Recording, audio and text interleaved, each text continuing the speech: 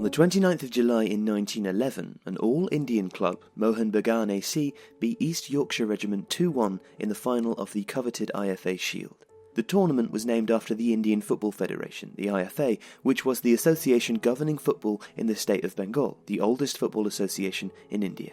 Both the association and the tournament came into existence in 1893, making it the fourth oldest football competition in history.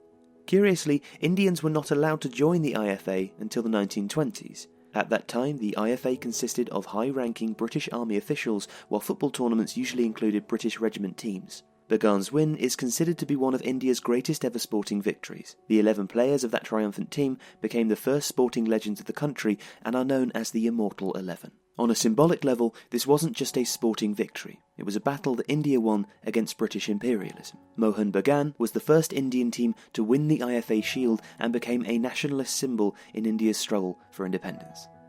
Bagan was coached by the club's secretary and disciplinarian, Salian Basu, a subadir major in the British Indian Army. He improved the fitness of the players by using the physical conditioning methods he had learned in the armed forces. Basu's strict training method paid dividends as Bagan started to dominate local tournaments where they faced British regimental and club sides.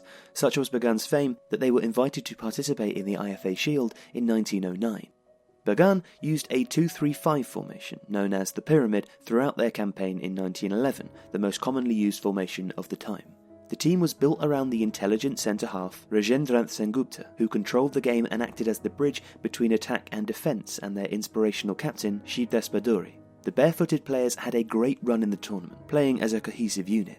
Their campaign started on the 10th of July 1911. Mohun Bagan brushed aside their first opponent, St Xavier's Institute, with a comprehensive 3-0 victory in the first round. On the 14th of July, they took on Rangers FC in the second round. Bagan played an aggressive brand of football and went up 2-0 in the first half. Rangers came back hard in the second and scored a goal, but Bagan managed to hold on to their lead, mostly due to an inspired performance by their goalkeeper, Hirel Al-Mukhaji.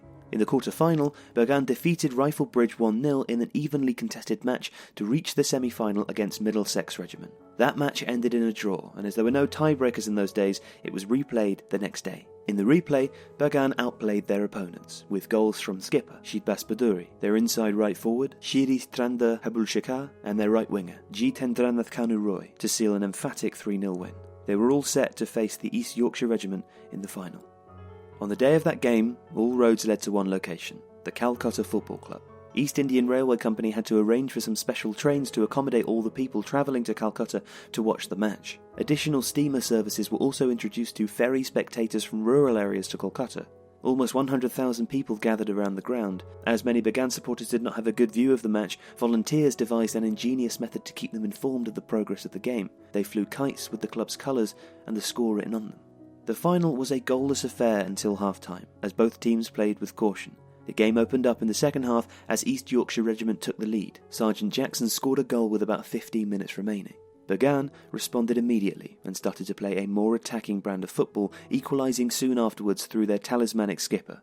The equaliser led to an explosion of kites in the sky, all coloured maroon and green, the famous colours of Bagan. With a few minutes remaining, Bagan's muscular centre-forward Ubilash Ghosh scored the winning goal. The victory was seen as a symbol of hope for a subjugated nation. At a time when India was ruled by the British Empire, 11 barefoot Indian footballers became national icons as they defeated a British Army team at their own game. In the context of India's independence movement, football was used to reassert Indian vigour and fight the oppression of British imperialism. It was in this particular historical context that Mohun Bagan's victory was hailed as a triumph of Indian nationalism. As was written at the time, Mohun Bagan is not a football team. It's an oppressed country rolling in the dust, which has just started to raise its head.